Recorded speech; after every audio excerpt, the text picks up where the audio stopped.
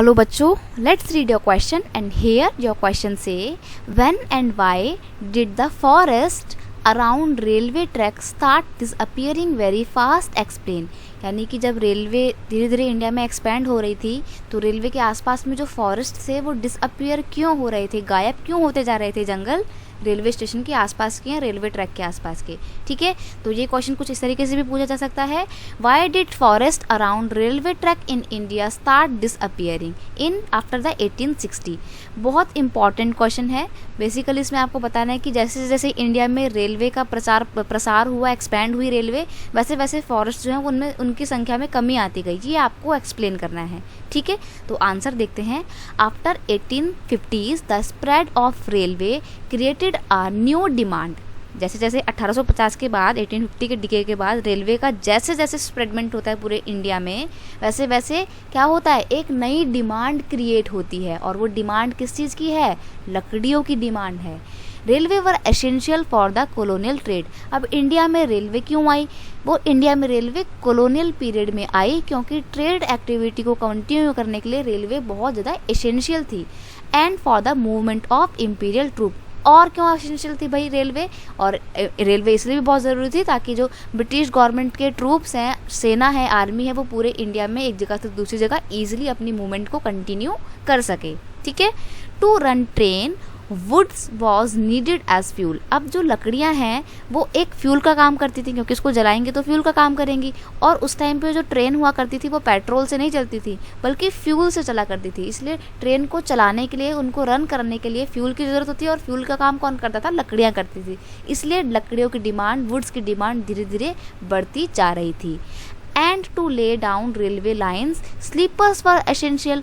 और क्या था? जो रेलवे ट्रैक बिछाए जा रहे थे उसमें जो स्लीपर्स लगे होते थे वो भी किससे बने होते थे? लकड़ियों से बने हुए होते थे। और स्लीपर्स लगाना बहुत ज़रूरी था, इसीलिए लकड़ियों की डिमांड जो है वो धीरे धीरे बढ़ती जा रही थी। ठीक है, अब देखो यहाँ पे स्लीपर समझो, जैसे मान लो ये जो रेलवे की ट्रेन रेल की पटरी होती है, रेलवे ट्रैक जो होता है, आपने देखा होगा उसमें ऐसे ऐसे करके क्या लगे होते हैं? लकड़ी के फट्टे लगे होते हैं।